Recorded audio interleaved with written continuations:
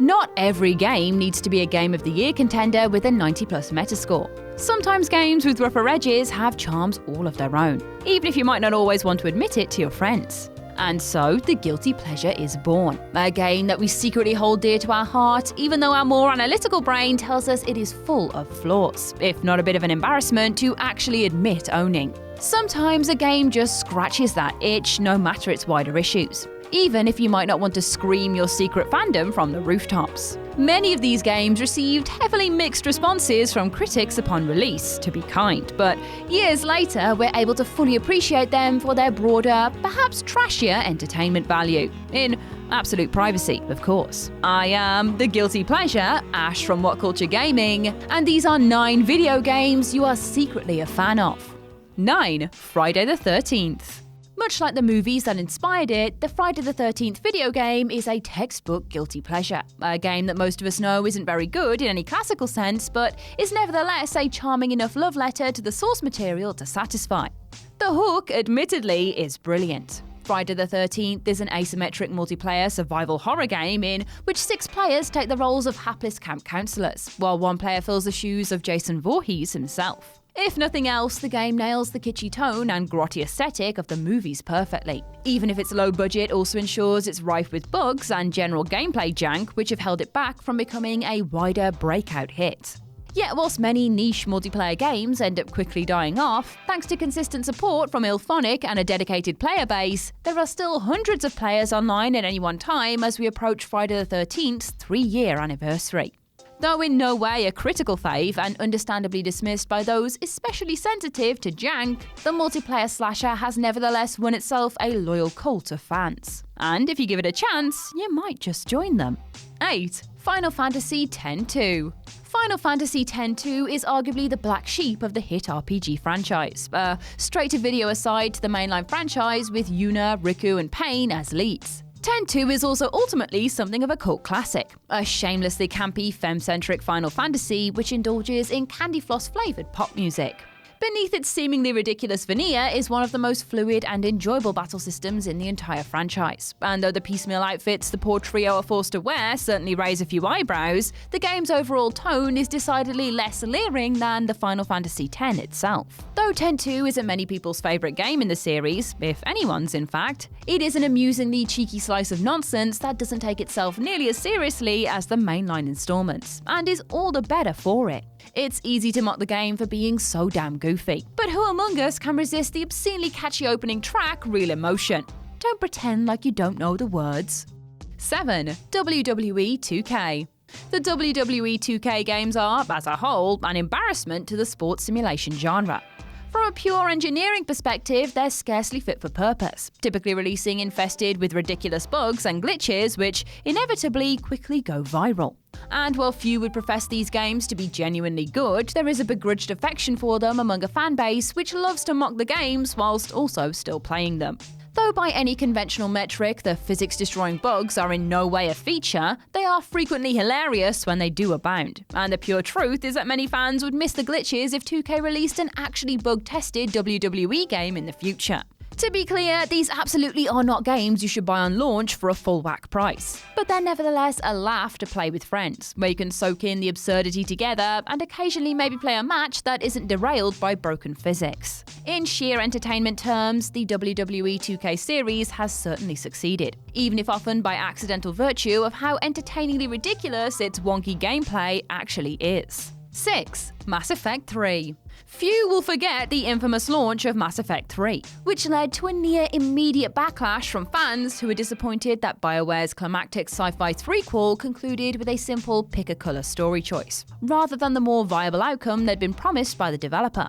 Players were told that their decisions across the trilogy would have an impact on how it all turned out, and ultimately that wasn't really the case at all. Fans were so enraged that BioWare ended up releasing a revised ending to stem the ire, even if most were still extremely disappointed by the lackluster finale. While the response wasn't entirely unreasonable, it did nevertheless place a dark shadow over a game that, aside from its final half hour, was actually very good. If you can forgive the sour ending, there are 30+ hours of brilliant sci-fi game in there, with an amazing multiplayer suite to boot. But because any wider conversation about Mass Effect 3 typically returns to angrily trashing its ending, those who can appreciate its wider merits tend to keep it to themselves. 5. Dead or Alive XTREME Beach Volleyball.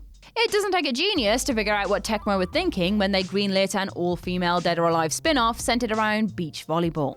It was conceived as a cynical attempt to part oversexed young men from their cash in exchange for the ability to ogle unrealistically jiggly young women in tiny swimsuits. Much of the pre-release marketing was focused on the game's cartoonish boob physics, confirming above all else that this wasn't a game you'd want your mother to walk in on you playing. And yet, underneath its horny veneer, 2003's Dead or Alive XTREME Beach Volleyball is actually a surprisingly well-crafted and entertaining volleyball game.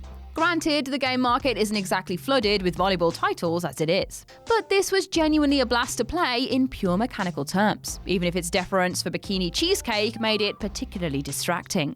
4. Star Wars Battlefront. Star Wars Battlefront was released to insane levels of hype back in late 2015, with fans hoping that EA would deliver a fitting follow-up to the much-loved original Battlefront series. Sadly, Battlefront 2015 was met with mixed reviews from critics and fans alike, largely aiming their ire towards the overly simplistic, casual skewing gameplay and the piecemeal amount of content available at launch, including the total lack of a single-player campaign. And while Battlefront certainly paled in comparison to its predecessors, it was still a fun, visually stunning FPS, albeit one best enjoyed on the down low, given the noisy backlash against EA for delivering such a content-poor game. At the most basic level, Battlefront 2015 still nailed the tone and aesthetic of Star Wars, and running across the snowy trenches of Hoth was insanely fun.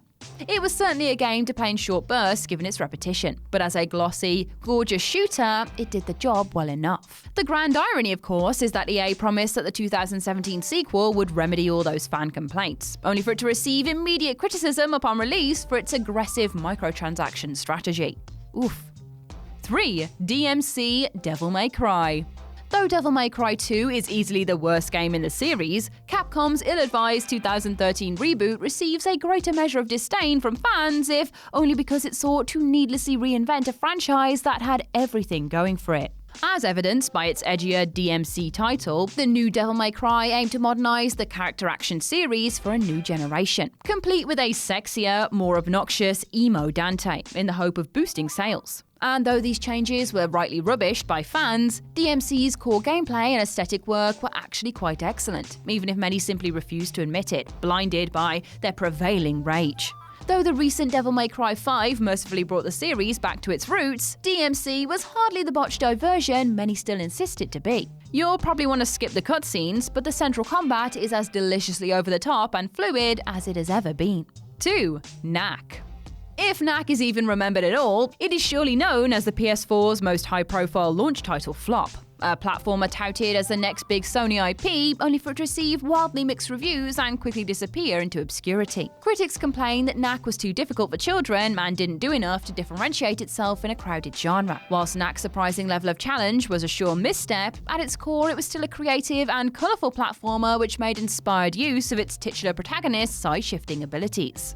In the years since its release, Knack has become something of a meme among PS4 owners, despite the fact that it's rather far away from the dumpster fire those early reviews dismissed it as. It's hardly perfect, but it's solid fun nonetheless. We can likely all agree, though, that 2017's surprise sequel was a major disappointment.